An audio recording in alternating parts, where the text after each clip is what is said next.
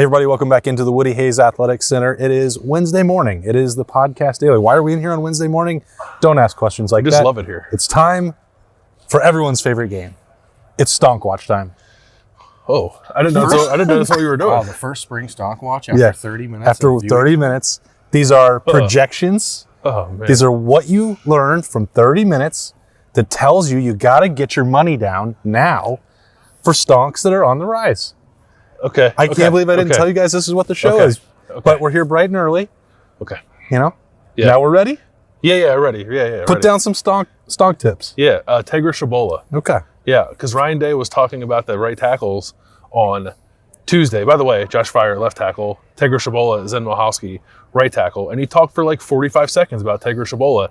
And then he was just like, it's also an important spring for Zen Mohalski, which is probably reading way too much into the way that Ryan Day talked about it. But he had a lot to say about Tegra and the fact that they've seen a lot of development in him since the time he's been here. The fact that when they give him more, he seems to reciprocate by taking that next step that they're looking for him to take.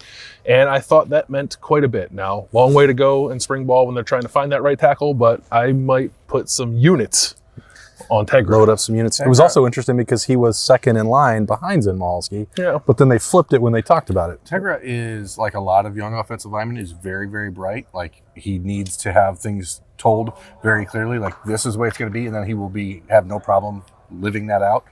Obviously, coming in here, had to deal with some weight fluctuation and try to get himself down to like 320, 325 from the 350, 355 he was when he finished high school, and he looks great. I mean, he looks like a player that He played a lot last year, too. So, I mean, it's not like it's a guy. I think he probably played more than Mohalski, or at least the same number of snaps. Yeah, they didn't want to burn the red shirt, so they stopped playing it. But he did play probably 35 snaps. If I'm going to go with sort of an obvious one, I guess, it's Kyle McCord. Mustak is up on Kyle McCord for me. Not necessarily from what we got to see in the 30-minute viewing window, but really just from talking to Kyle on Tuesday afternoon after his time was up with the media at the table. He just very comfortable, and he said that he had been talking to Braxton Miller and CJ Stroud and a few other guys about the difference between year 1 to 2 and 2 to 3, and he said he couldn't believe how much just different this felt for him and how much less stress he was feeling now than he was the last 2 years. And I thought that was sort of interesting, considering the last 2 years he should have had no stress because CJ Stroud was here. And he said he just feels much more relaxed, and you could see it in talking to him, just kind of very mellow. And understanding the assignment, I think, is that Tuesday was like the first part of a pretty long race, and he did not seem to be particularly like bothered by it. And that to me is a stock up, because I was worried about him maybe pressing a little bit too much, feeling like he has to prove to people that this is his job. I think that was the problem in year 1 when the development for Kyle McCord sort of hit a plateau.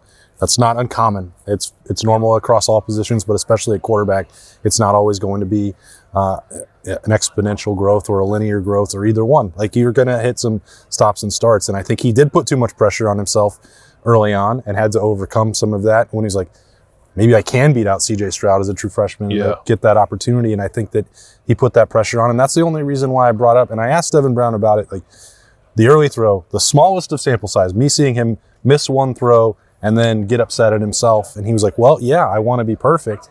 And I think he's going to have to get out of that too. I don't think that's going to be a healthy way to go into this position battle, because if they're constantly just trying to look at over each other's shoulders, or Devin Brown feels like he has to win it right away, which he doesn't have to. Like, people were already asking him if he thought that he had to do that by the end of spring or else look around. And he's like, no, I think that was pretty wild that conversation was even happening. But I do think that everyone has to mature at different times, and if Kyle McCord is doing that now, good for him. I thought Devin was pretty loose too. They were at one point, they were standing on the other end of the building here, and they were throwing water bottles into a trash can, like the same trash can from the same distance. Devin's went in and Kyle's did it, and then they both turned around and went, "Oop, I don't know, what's that mean?" Like, I thought that was pretty cool that they're like having fun with how obsessed we all are about what's going on with this conversation. I was going to say the same thing. They're both relaxed. I mean, Devin Brown came over. We were talking to Kyle, and Devin walked over and said, "Hey, I just told everyone how big of an a-hole you were. Sorry." No, I'm not saying that Devin Brown is constantly like that. In between the lines is different. And I don't think that he's a different competitor. You've also said that too. We've seen how pressing in a competition can impact like JT Barrett, that's all he talked about that year in 2015. It was like, I wasn't myself because I was so worried about looking over my shoulder. You don't want to find yourself in that position. And if Devin was thinking about that a little bit on day one, probably makes sense, but you got to grow out of it by probably day 2, or else you can fall behind in the battle pretty quickly. Yeah, and it's not meant as any sort of lasting observation or that he can't change. I wanted to at least ask him about it because it's not fair for me to also go talk about it and I'll remember it for the rest of spring and for the rest of the time that he's here. He's like, I mean, that's sort of his competitive mindset, and you've talked about. Yeah, he runs a little hot. Yeah, and that's just his. And there's nothing wrong with that. It's an observation, and he had a chance to explain that as well, and that he also needs to realize that not every throw is going to be perfect.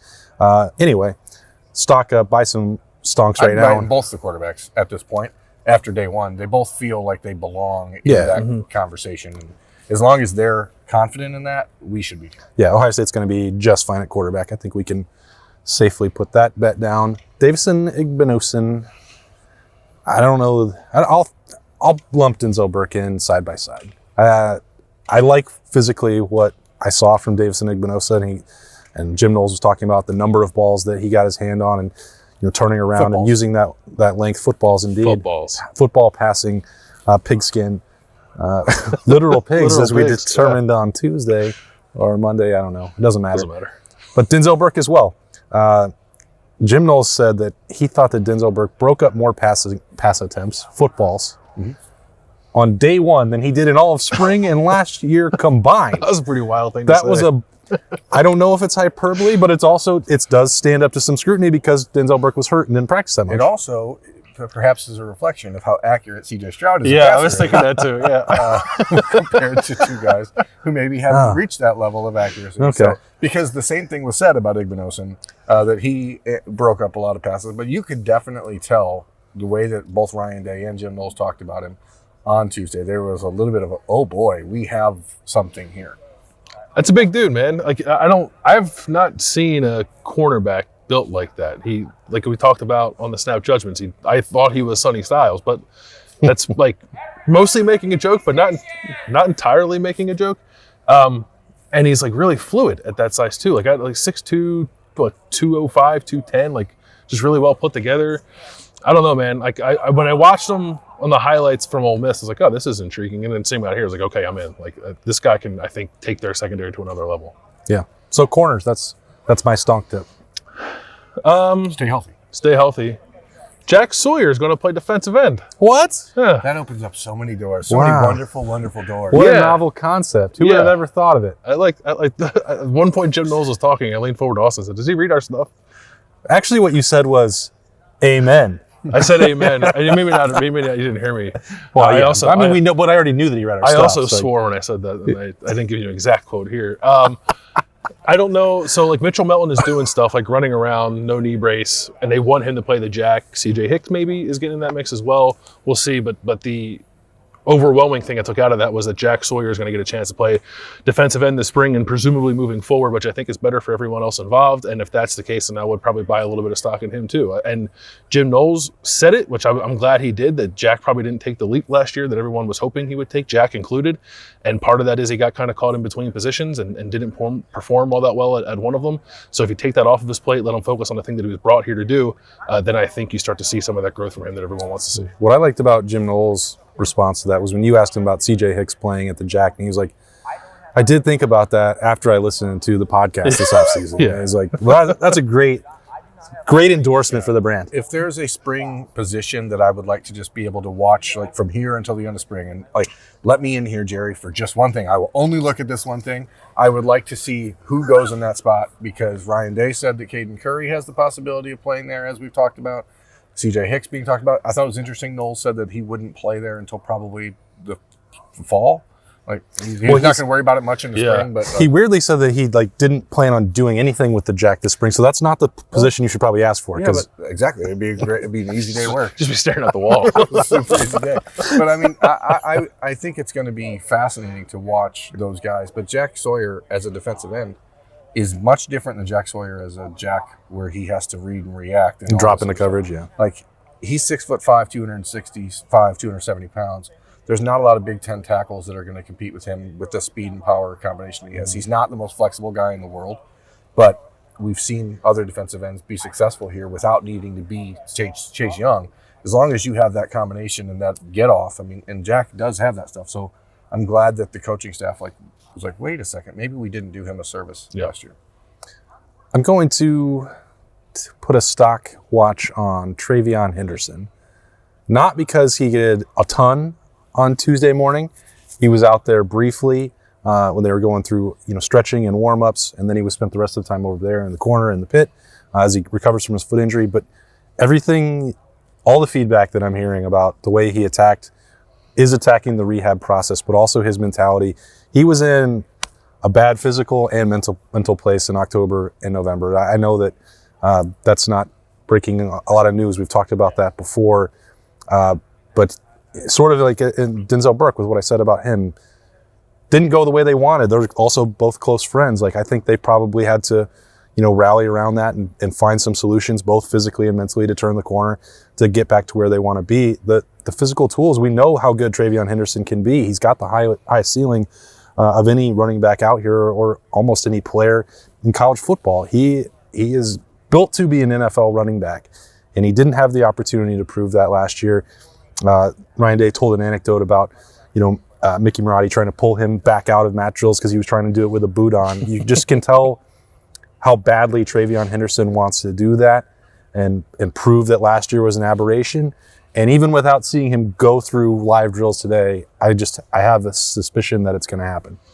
Yeah, I think there had to be some things ironed out with that, both him personally, probably with the staff a little bit too, and how things were handled last year. Not necessarily mishandling of his injury, but just probably how he was coached through that, and maybe probably criticized through it too. You're not the player we thought you were. What's up? But it turns out he's hurt. That's really hard to deal with. But if you can put all that in the past and kind of channel it into the stuff that Ryan Day was talking about on Tuesday, then yeah, of course, Trayvion Henderson's skill set with the proper mindset is like a Heisman Trophy candidate running back. And it's also using him in a way that allows him to utilize his skills, because he's not just put him in the eye and let him run. I mean, he is a guy that can catch the ball in the backfield. Yeah, they need to do that. There's a lot of stuff that he did as a freshman that they really didn't do a year ago. Some of that probably because of the injury, but when we saw at Penn State, the burst when he's playing on basically one leg, the touchdown run in the first drive of the game against Maryland, he had the ability to still break some things even when he was unhealthy. But for him, it is about mental, saying, hey, I'm going to block all this other stuff out. And that's, really interesting to me. That's why I think guys like him heading into the summer are so very important. Some of those guys we're not going to see, the Jack Sawyers who had the same kind of problems last year we did get to see, people wondering what's wrong with this guy. So Jack's going to be able to navigate that onto a totally different way. If I'm picking another player, even though it's Carson Hinsman, I just really like what I see from Carson Hinsman physically. He skipped your turn. So he just went. He just picked. I picked Trayvion. Listen, as long as we're talking offensive line, yeah, I don't care. Carson Hinsman. You knew he was going to say Carson Hinsman. No, I don't know. It doesn't matter. I didn't know that, but I did. I just like what I see. I remember seeing him at the All-American Bowl last January, and he was 260 pounds, 265 pounds. And man, I don't know how long it'll take, but he's really. He looks like he's pushing 300. Attitude looks different. He's definitely bulked up a lot. And I know there's conversation about Jacob James, and then, of course, there's Vic Cutler. Carson Hinsman was an All-American high school football player, and there's a reason for that. I mean, that dude is a really good player, understands offensive line play, and I think if you just give him the chance to get confident in this, it's similar to what Luke Whippler went through in 2020, where you didn't really expect him to be the guy, but when he got out there and realized, hey, I can do this, and then you already have that talent, it sort of takes you to a different level, and I could see that happening with Carson Hinsman this spring. Yeah, that trio that's in the center competition, he undoubtedly has the highest ceiling. Yeah. Just a matter of whether or not he's ready for it. But physically, he looks apart. So that's step one, I guess. One more thing I want to mention, and this is probably less positive than the others we talked about. Oh, wow. I asked Ryan Day about the second-year receivers, and the first thing he said was, yeah, they're going to get pushed by the first-year guys we just brought in, and Brandon's going to get here in the summer and make it even worse. So, we kind of knew those guys were in a little bit of a pressure cooker, but I was a little surprised to hear Ryan Day kind of give his voice to that on the first day of spring practice. We also heard that like Caleb Burton might have had a little bit of an injury. Devin Brown in just day one, out of nowhere goes, yeah, I think Caleb Burton got hurt today. Like, you got to love untrained yeah. player. I want to take the opposite side of that and say stock up on the 2023 incoming wide receiver class. Yeah, I think so. That's the way to do it. Carnell Yeah. Tate and Noah Rogers and Bryson Rogers look very much the part. And those dudes just physically look completely different than the guys when they came in a year ago. And I don't know why it's so vast, but there is a substantial difference. And Carnell Tate especially, people talking to him today, like they were very impressed by the way he's handled himself. And just from a talent standpoint, there's not a lot of guys better than Carnell Tate in the country in the class of 2023. So it's good to see that he's like bought all in. And if those guys, Noah and Bryson and Carnell, and when Brandon gets here, that's a no-brainer. He's going to be doing the same thing. That does not fare well for Keon Gray's Caleb Burton, Kojo Antwi, and Caleb Brown, who I think if I had to pick one of those guys, I'd probably separate Caleb Brown from that group. I think he's probably the closest, and I think that's also why we saw him out there with the punt returners right away. If they're going to give him some look there, you have to think that they have him as part of that plan moving forward. So we'll see how that transpires. That's a pretty good rundown of stock watches for just day one of practice. Mm-hmm. I have a lot more stocks. Well, We got a lot more spring ball. There's a lot more spring ball, bro. So keep them in your pocket. Don't give away all your money tips on day one.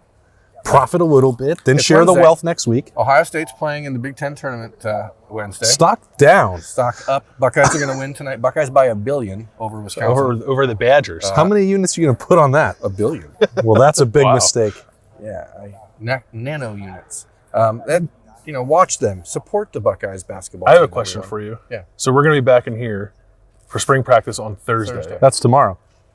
Yeah, tomorrow on Thursday. So all the same. Will the basketball team be playing on Have a game on Friday? Thursday? No. Well, you already said they're going to be playing on Thursday. Will you be previewing the next basketball game for Friday? Yeah, they're going to on the Thursday. Yeah. Or I guess it'll be a Friday morning. Yeah, if we're going to talk about it, I actually really think that the bracket lines up fairly well for them if they can get Iowa, Wisconsin, Iowa, and then Michigan. I think that's as good as they could ask for. They could play Rutgers again, but they played Rutgers very well both times and should have beat them both times.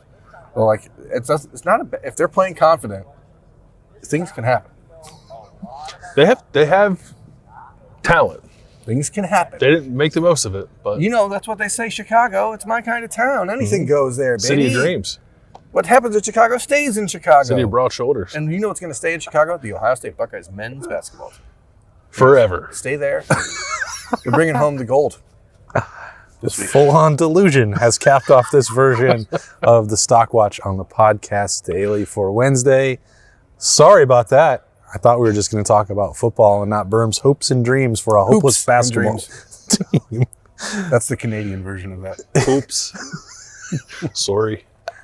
And people say I make this show weird for some reason. I don't know how that happens. That's Bill.